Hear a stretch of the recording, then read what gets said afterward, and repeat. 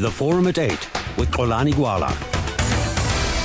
Let me start with Mr. Michael Fuchs, who's advisor in the Finance and Private Sector Department of the World Bank's Africa region. And Mr. Fuchs, firstly, let's take a step back. How do you define financial exclusion? What is the definition? The definition we're using here relates to individuals who have access to formal financial institutions.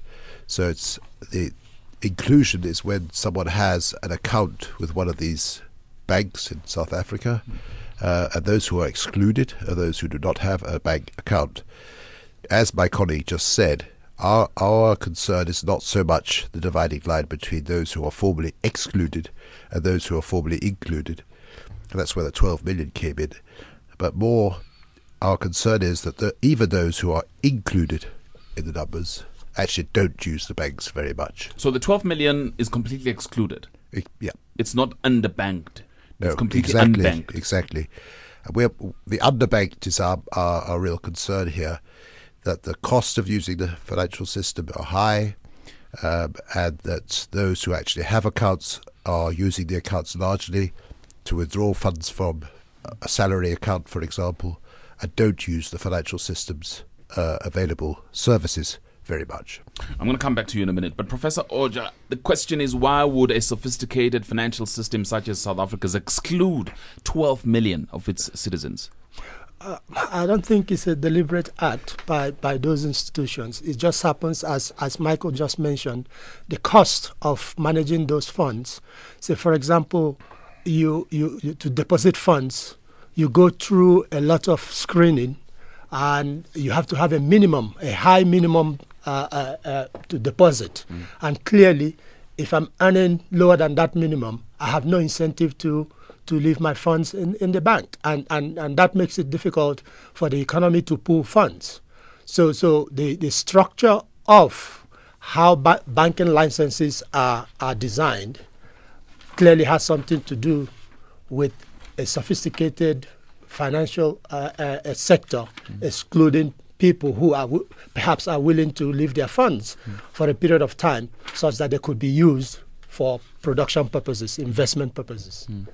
But Mr. Momoniat, then that is in your purview as Treasury to ensure that when you license in a way that will ensure that everybody becomes part of the financial sector. No, I don't think it's an issue of just license. I think that, look, the fundamental issue is that you want more people to have jobs, unemployment's high, etc. It's only when you have jobs. I mean, that is the best method to make sure that you have inclusion and so on. So obviously, let's take that into account. You want people to have jobs, then there'll be more financial inclusion. But having said that, already in 2003, we in South Africa recognized that the financial sector by itself will not, for example, try and look at the issue of access for poor people. How do you bring financial services to poor people who may not be profitable customers for, say, the banking system, the savings system, the credit system, etc.?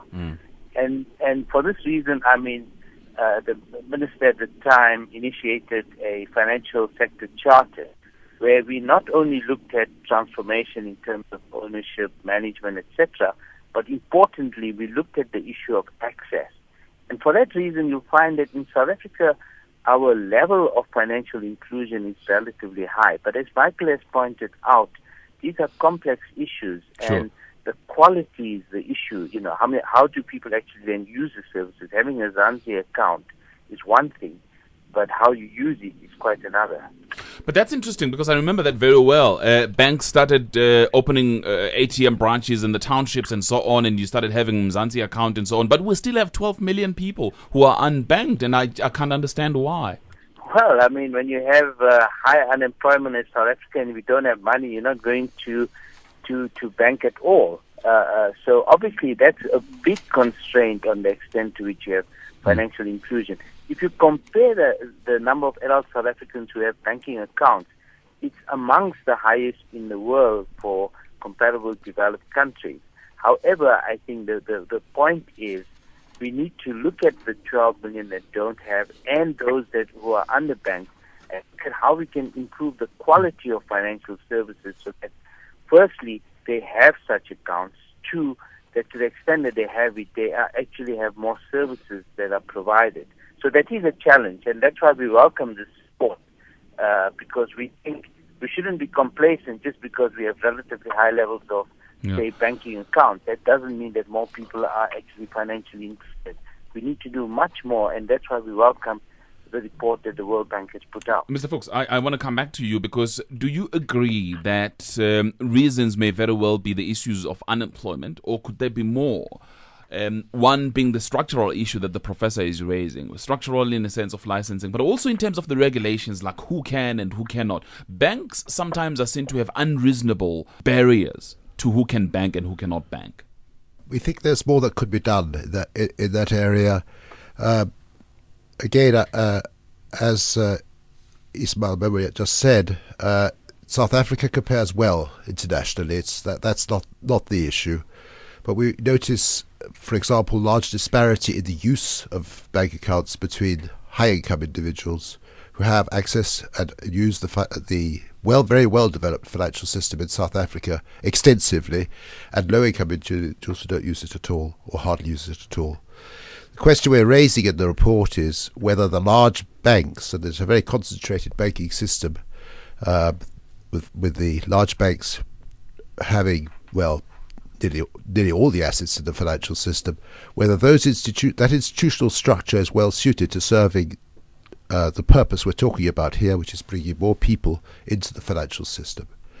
So that's where the issue of the professor also mentioned of perhaps revisiting whether both the licensing process for the large banks, which requires quite a high minimum capital, and the nature of the institutions which are being licensed as those is that which of the kind which will service that kind of customer who's at the margin.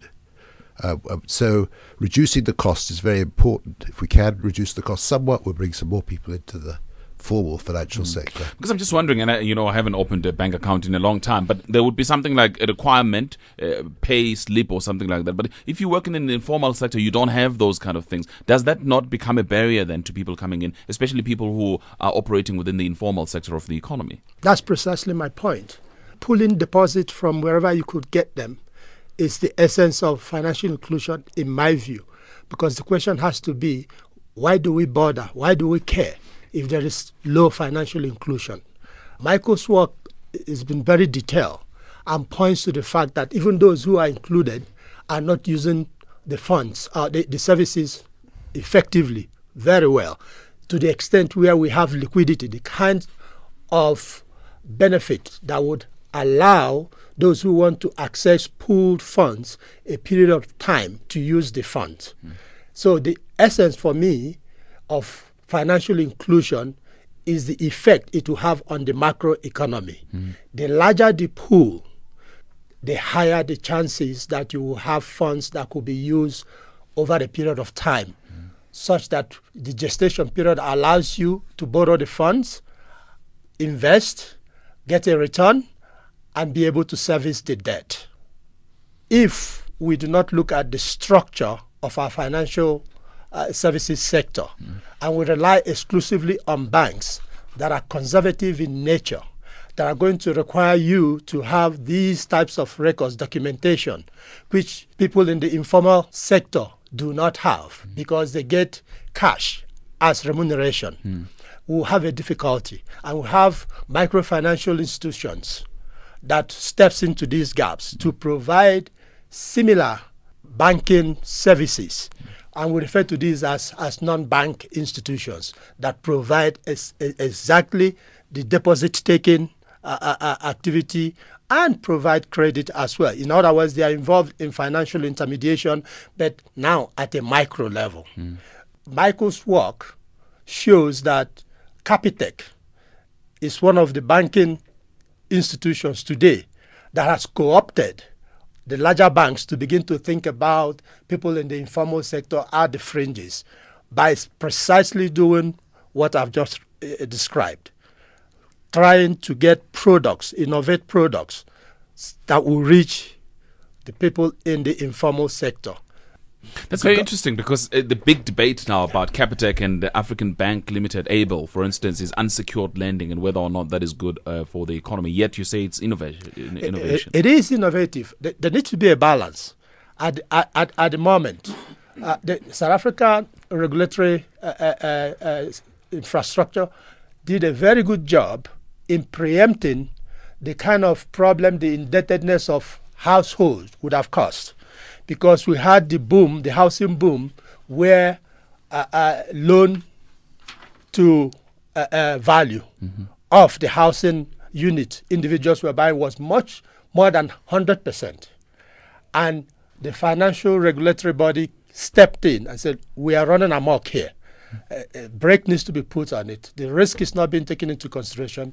Traditionally, it's 80%, not 100 or more than 100. Yeah. So that was a prudent step taken.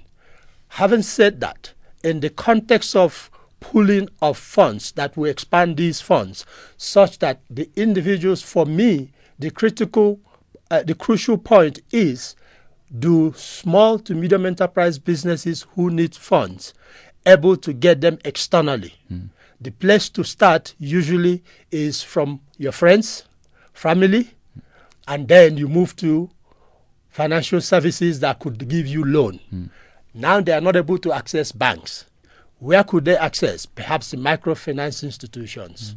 And so the government could do what Capitec had done, wherein we are sure that the financial system will not be imperiled by having such unsecured lending practices. So the government provides some level of guarantee by being the one that motivate the kinds of entry, kind of model that Capitec has brought to the fore. The Forum at 8 with Xolani Gwala.